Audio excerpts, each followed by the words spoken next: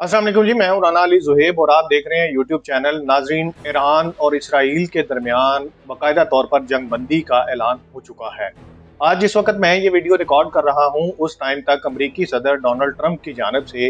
ये social media sites के ऊपर मुकम्मल तौर पर ऐलान कर दिया गया है कि ईरान और इसराइल जो हैं वो बाकायदा तौर पर अब सीज़ फायर पर अमल करेंगे। इसके साथ साथ उन्होंने ये भी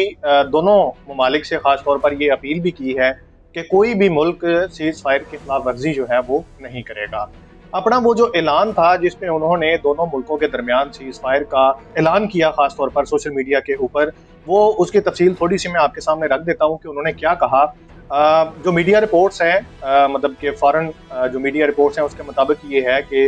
जो डोनाल्ड ट्रंप है अमरीकी सदर, उन्होंने इसराइली वज़ीर आज़म नेतन्याहू से गुफ्तगू की, टेलीफोनिक गुफ्तगू भी की और उस गुफ्तगू में क्या बात हुई वो भी मैं आपके सामने रखूंगा। लेकिन यहाँ पर एक जो बड़ी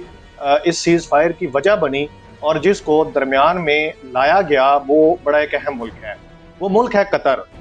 जी बिल्कुल, ये वही मुल्क है कतर जिसके दोहा में जहाँ पे अमरीकी अड्डों के ऊपर ईरान ने हमला किया था, गुज़िश्ता रोज़ अपने मिसाइल जो है वो फायर किए थे।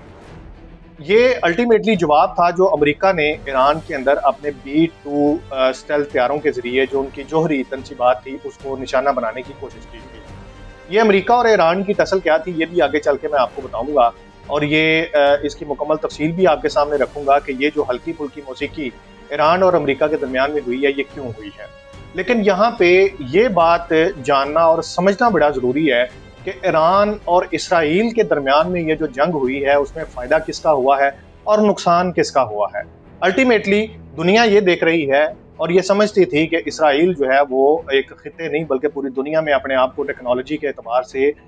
सुपर पावर समझता है। लेकिन ईरान के साथ जो उसकी जंग हुई और ये 12 दिन जो जंग जारी रही, इन 12 दिनों में पूरी दुनिया के सामने इसराइल की टेक्नोलॉजी और इसराइल के जितने भी जिसे कहते हैं पत्ते हैं वो शो हो चुके थे। अगर हम मिसाइल टेक्नोलॉजी की बात करें तो ईरान इसराइल से काफ़ी हद तक आगे था। पूरी दुनिया में इसराइल अपने आप को बदमाश इस वजह से समझता था कि वो ये समझता था कि जो उसके पास एक आयरन डॉम नामी एक टेक्नोलॉजी है, वो शायद इसराइल को किसी भी किस्म का नुकसान नहीं होने देगी अगर मुस्तकबिल में कोई भी मुल्क इसराइल पर हमला करने की कोशिश करता है। लेकिन आपने देखा और हमने देखा, बल्कि पूरी दुनिया ने ये देखा कि ईरानी मिसाइलों ने किस तरह से आयरन डोम की धज्जियां उड़ा दी। इसराइल जो पिछले 1.5-2 सालों से गजा के अंदर जो उन्होंने बमबारी की, जो शहर को उन्होंने मिलिया मेड किया और उसकी तस्वीर जब हमारे सामने आती थी तो दिल खून के आंसू रोता था। उस वक़्त इस्लामी ममालिक में से कोई भी ऐसा मुल्क नहीं था जिसने बाकायदा तौर पर इसराइल को खड़े होकर ये शटअप कॉल दी हो या ये वार्निंग दी हो कि आप इस जंग को रोकें। इस जंग के बाद ईरान और इसराइल की जब ये गजा के बाद जब ईरान और इसराइल की जब ये टसल शुरू हुई, ये जंग शुरू हुई, तो पहले हमला जो है वो इसराइल ने किया। जब ईरान ने रिस्पॉन्ड किया और तेल अबीब और हाइफा और जो दूसरे उनके शहर थे, जब उनके ऊपर मिसाइल गिरे और उनकी इमारतें तबाह हुई, लोग जो वहाँ पे उनके इसराइली जो यहूदी थे वो मरे, तो उसके बाद दुनिया जो है उनको ये पता चला बशमूल इस्लामी ममालिक के गजा के अंदर सूरत हाल जो है वो कैसी है। सोशल मीडिया के ऊपर हमें इसराइली लोगों की, खास तौर पर इंटरनेशनल मीडिया को इंटरव्यूज़ भी हमारे सामने आए जिसमें उन्होंने वो ईरान से अपीलें करते हुए नजर आए कि आपने जो हमारी एक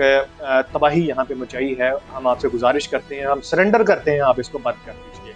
लेकिन चूंकि इसराइल ने पहले ही हमले में ईरान की सुप्रीम लीडरशिप, जिसमें उनका आर्मी चीफ शामिल था, उनके एटमी साइंसदान शामिल थे, उनको शहीद कर दिया था। बिलाशुबा ये किसी भी मुल्क के आर्मी चीफ या वजीर आजम या ऐसी कोई सुप्रीम जो लीडरशिप होती है, जब उसको ख़त्म किया जाता है, शहीद किया जाता है या मारा जाता है, तो ये एक अल्टीमेटली जंग की तरफ इशारा होता है और ये जंग शुरू हो चुकी होती है। अब बारी आती है अमेरिका की कि अमेरिका इस जंग में क्यों कूदा। वजह यह है कि इन 12 दिनों के अंदर ईरान ने अपने वो मिसाइल इसराइल के ऊपर फायर किए जिसका उन्हें खदशा तो पहले था, लेकिन अंदेशा ये नहीं था, उनको शायद ये इल्म नहीं था, मालूम नहीं था कि ये इस तरह की टेक्नोलॉजी भी ईरान के पास जो है वो मौजूद हो सकती है। लेकिन अमेरिका, ख़ास तौर पर जो रिपोर्ट्स हमारे पास आ रही हैं और जो एक तज्जिया किया जा रहा है वो ये है कि अमेरिका इस जंग के अंदर इसराइल को बचाने के लिए कूदा। क्यों? अगर ये 2 से 4 दिन मजीद भी जंग जारी रह जाती तो शायद इसराइल का हाल जो है वो पूरी दुनिया देखती, और जो आज भी दुनिया ने देखी है। यहाँ पे अक्सर ये गुफ्तगू हुई कि ईरान में बहुत से ज़्यादा लोग जो हैं वो शहीद हुए, जबकि इसराइल में उस लेवल की शहादतें आम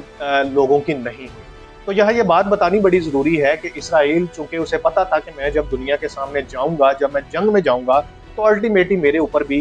जवाबी वार जो है वो किया जाएगा। तो उसने मोबाइल एप्लीकेशंस बनाई, उसने बंकर्स बनाए और अपने शहरियों को महफूज मकामात पर पहुँचाने के इक़दाम किए। इसके बरक्स ईरान में ऐसी कोई टेक्नोलॉजी मौजूद नहीं थी। ईरान ने अपने लोगों को महफूज मकामात पर रखने के लिए कोई बंकर्स नहीं बनाए, उन्होंने कोई अलार्म्स नहीं बनाए जिससे लोगों को ये पता चल सकता कि आपके शहर में या आपके इलाके में कोई मिसाइल गिरने वाला है या बम गिरने वाला है। तो लिहाजा इस वजह से जो आम जनरल लोगों की शहादतें हैं वो ईरान में ज़्यादा हुई। टेक्निकली इस जो एक मशरक़े वुस्ता जिसे हम बोलते हैं, इसकी ये जो जंग है,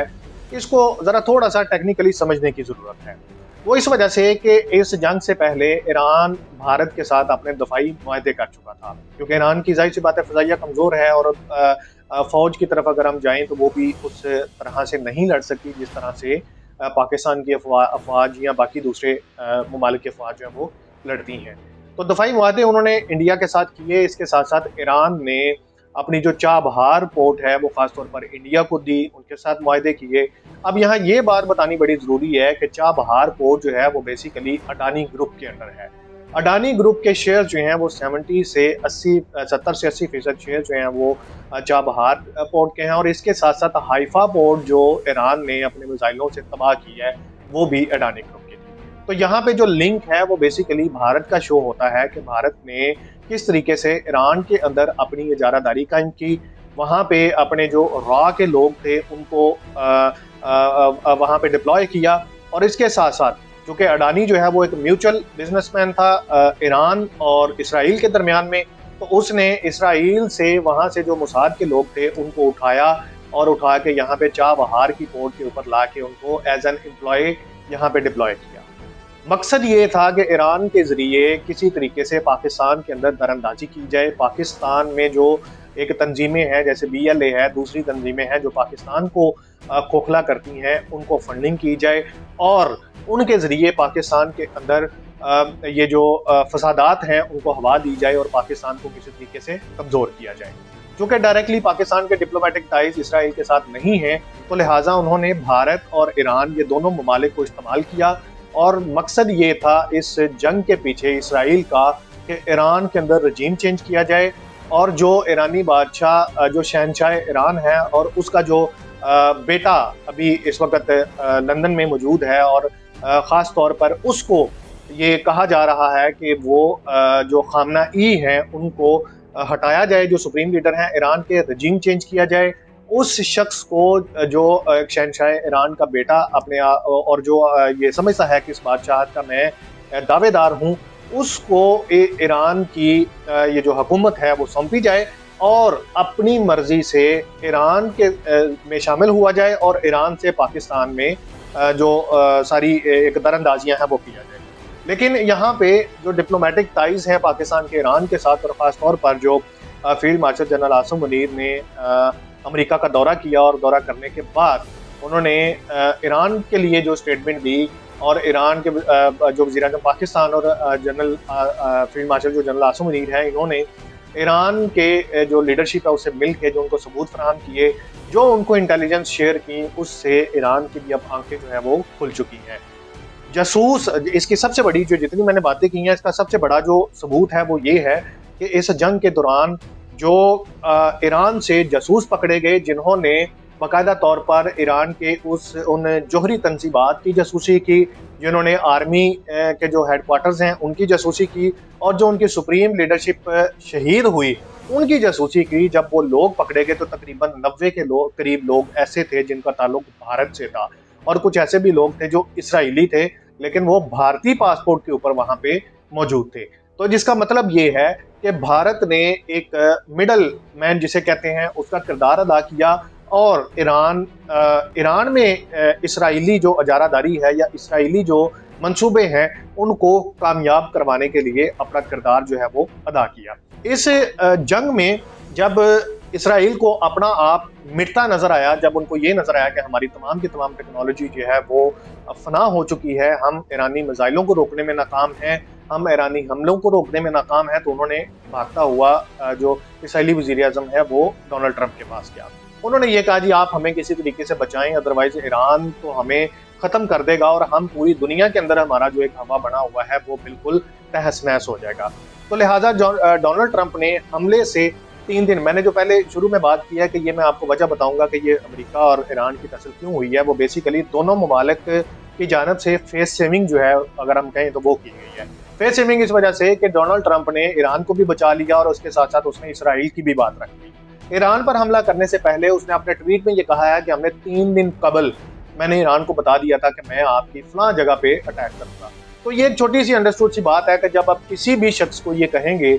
3 दिन पहले ये वार्न कर देंगे कि मैं फलां जगह पे फलां टाइम पे तुम्हारे घर में हमला करूंगा, तो जाहिर सी बात है वो अपनी जो भी वहां पे सामान होगा उसको समेटेगा और एक साइड पर हो जाएगा। यही चीज जो है वो ईरान ने की। जब उनको ये कहा गया कि हम अटैक करेंगे तो उन्होंने फौरी तौर पर अपने वो जो जोहरी तंसीबात थी, जो उनके अपने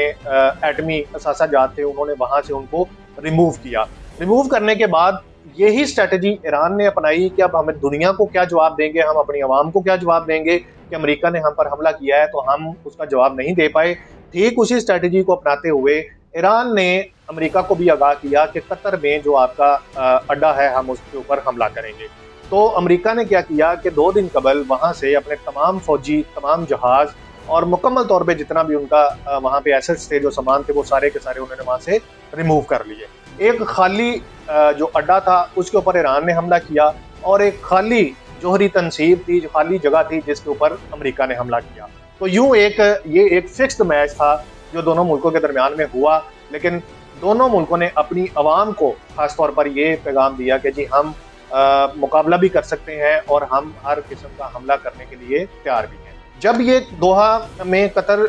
दोहा में जो अमरीकी अड्डा था उसके ऊपर हमला हुआ तो फौरी तौर पर मुस्लिम ममालिक की तरफ से बशमूल पाकिस्तान रद्द अमल आना शुरू हुआ और सब ने ईरान के इस हमले की मजम्मत की। बशमूल पाकिस्तानी वज़ीर आज़म, उन्होंने ये कहा जी हमारे बड़े सख्त खदशात हैं कि ऐसा नहीं होना चाहिए था। अमीर कतर जो है उन्होंने ये कहा कि जी हम अपना हक जो है वो महफूज रखते हैं कि हम इसका जवाब दें। लेकिन अगले ही चंद घंटों के बाद वही अमीर कतर जो है वो एक सालिस बन जाता है ईरान और इसराइल के दरमियान, जिसकी टेलीफोनिक गुफ्तगू जो है वो ट्रंप के साथ होती है। यानी कि इस सीज फायर पर अमल दरामद करवाने के लिए जो सालिसी का किरदार है, जो बीच में ग्रंटर है, वो इस टाइम पे कतर है। और इसी की बदौलत, उसी को सामने रखते हुए डोनाल्ड ट्रंप ने, अमेरिकी सदर ने सोशल मीडिया के ऊपर अपना ये पैगाम भी दिया और इसके साथ साथ उन्होंने सीज फायर की को तोड़ने की जो एक बात है वो भी की कि कोई भी मुल्क इन दोनों में से नहीं करेगा। इसके बाद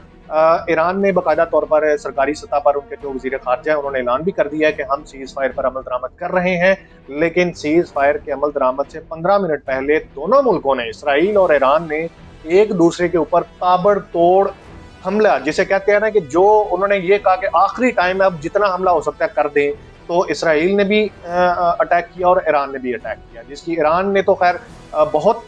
हैवी किस्म की एक जो खेप थी मिसाइलों की वो भेजी, जिसकी तमाम तफसील जो है वो सोशल मीडिया पर वीडियोस की शक्ल में हमारे सामने भी आई है। ये अब तक की अपडेट्स थी। ईरानी वज़ीर ख़ारजा जो है वो सीज फायर का ऐलान भी कर चुके हैं और वो इसके साथ साथ ये भी कह चुके हैं कि अगर आइंदा आने वाले टाइम में कोई ऐसी हरकत दोबारा हुई, अमेरिका ने हम पर दोबारा हमला किया या उन्होंने हमारे किसी जगह पर हमला करने की कोशिश भी की, तो हम उसका हार्ड किस्म का जवाब जो है वो देंगे। इस वक्त जब ये वीडियो रिकॉर्ड हो चुकी है, दोनों मुल्कों के दरमियान में सीज फायर है, कोई भी मुल्क जो है वो आगे पीछे एक दूसरे के ऊपर हमला नहीं कर रहा है और दोनों मुल्कों के सरकारी सतह पर सीज फायर का ऐलान भी कर दिया गया है। मिलते हैं अगली वीडियो में, तब तक मुझे दीजिए इजाजत। अल्लाह हाफिज।